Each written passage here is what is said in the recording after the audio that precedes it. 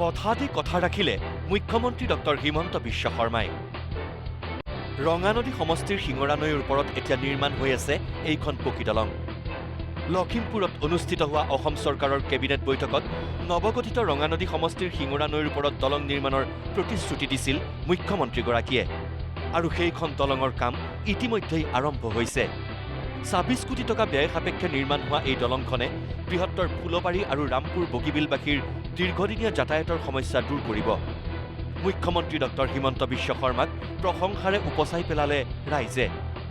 উল্লেখ্য যে এই দলং সম্পূৰ্ণ হোৱাৰ লগে লগে হাৰমতি কিমিন সংযোগী ১৮ কিলোমিটাৰ ৰাজ্যিক ঘাইপথ নতুনকৈ নিৰ্মাণ কৰা হ'ব, যাৰ বাবে ২৩ কোটি টকা ইতিমধ্যেই আবণ্টন দিছে চৰকাৰে।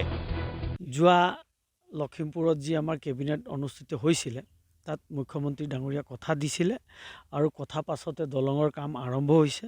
আৰু ইয়াৰ লগতে যি আমাৰ ডিজুৰ পৰা ডিজু ৰামপুৰ বগীবিল হৈ পেলাই হাৰমতিলৈকে যি আমাৰ হাইৱে ওলাব ষ্টেট হাইৱে, তাৰ কাৰণে 18 কিলোমিটাৰ 18.5 কিলোমিটাৰ ৰাস্তাও তেওঁলোকে সেই সময়ত প্ৰস্তাৱ লৈছিল আৰু কেবিনেট এপ্ৰুভেলো পাইছিল। আমি সকলো ৰঙানদীবাসীয়ে মুখ্যমন্ত্ৰী ডাঙৰীয়া, আমাৰ জনপ্ৰিয় সাংসদ প্ৰধান বৰুৱা ডাঙৰীয়া আৰু আমাৰ ইয়াৰ গাৰ্জিয়ন স্বৰূপ বিধায়ক মানৱ ডেকা ডাঙৰীয়াকো আমি ধন্যবাদ জনাইছোঁ।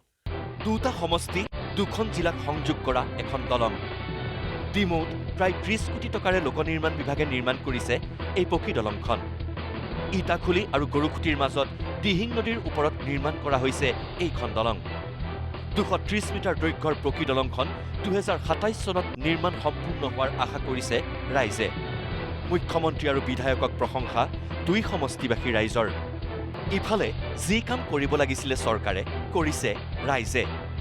দান বৰঙণি সংগ্ৰহ কৰি বাক্সাৰ শালবাৰীত ৰাইজে মেৰামতি কৰিছে কাঠৰ দলং। এইখন ভগা কাঠৰ দলঙৰ বাবেই বছৰ বছৰ ধৰি যাতায়াতৰ ক্ষেত্ৰত চৰম দুৰ্ভোগ ভুগিছিল শালবাৰীৰ বৃহত্তৰ আনন্দ বজাৰবাসীয়ে।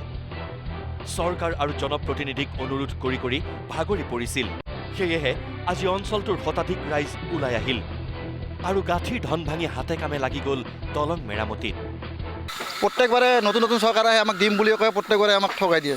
ইপিপিএলৰ দল আহিলে, বিজেপিৰো আহিলে, আহি কৈছে দলংখন আমি প্ৰত্যেক সংকল্পে আমি বনাই দি আছোঁ, আপোনালোকে আমাক সহায় কৰক। আমি সহায় কৰিলোঁ ঠিকে, কিন্তু আমাক নিদিলে, দলংখন নিদিলে। কিন্তু গোটেইকেইজন উপায় নাপাব আমি ৰাইজে আৰু 10, 20 টকা 50 টকা যাৰ পৰা যি পাইছোঁ এনেকৈ উঠাই লৈ আমি দলংখন আজি মেৰামতি কৰি আছোঁ। Bureau report, news live.